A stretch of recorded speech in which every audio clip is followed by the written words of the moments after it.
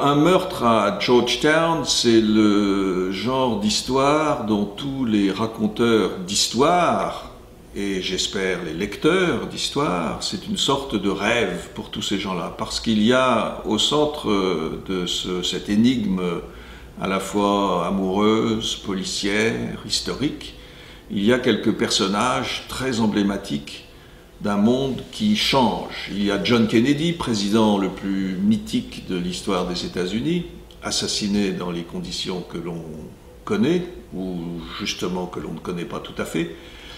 Il y a Mary Meyer, dont personne ne connaît vraiment le nom et l'histoire, et sur laquelle je suis tombé un petit peu par hasard au gré de mes activités journalistiques et d'amateurs, encore une fois, de belles histoires, et amateurs d'Amérique également. Mary Meyer était l'épouse d'un des grands patrons de la CIA, à l'époque où la CIA était une espèce d'armée extraordinaire, d'État dans l'État, qui faisait et défaisait les pouvoirs dans le monde entier.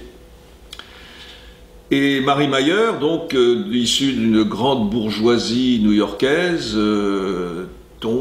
est très idéaliste, très romantique, connaît John Kennedy depuis qu'ils sont adolescents.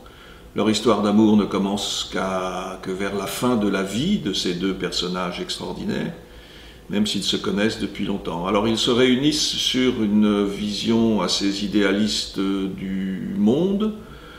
Leur histoire d'amour ne va pas tout à fait au bout des belles et grandes histoires d'amour. D'abord parce que John Kennedy est marié, ensuite parce qu'il est assassiné.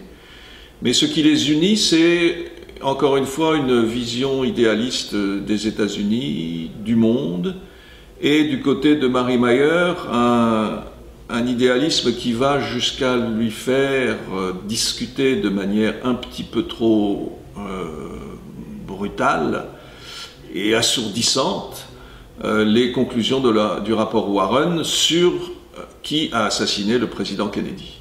Donc elle qui connaît tout le monde à la fois dans l'entourage de Kennedy et dans les milieux les plus haut placés de la CIA, et puis de la grande bourgeoisie de Washington à l'époque, elle, encore une fois, ne croit pas une seule seconde aux conclusions du rapport Warren, et donc elle enquête elle-même, et cela lui coûtera la vie, dans un assassinat qui, plus de 50 ans après, puisqu'il date de 1964, et cet assassinat n'est toujours pas élucidé, car on a trouvé un pauvre bougre qui traînait par là, le long du canal de Georgetown, qui a été arrêté, inculpé, mais évidemment n'était pas coupable. Il a été acquitté, ce qui, dans le Washington des années 60, arrêter un noir, l'inculper du meurtre d'une belle femme blonde, blanche, et l'acquitter, c'est vraiment la preuve qu'il n'était pas coupable.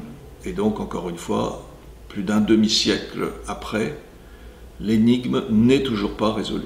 J'ai tenté, et je crois réussi, à donner quelques éléments clés qui sont absolument passionnants, parce que la petite histoire, au fond, de cette mort non élucidée de Mary Meyer rejoint la grande histoire du monde, qui est celle de la vérité sur la conspiration qui a abouti au meurtre de John Kennedy.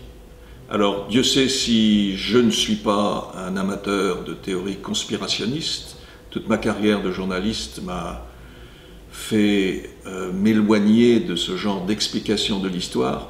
En l'occurrence, la vérité sur John Kennedy et sur sa mort et sur la mort de Mary Meyer est à chercher du côté des grandes turpitudes de la CIA.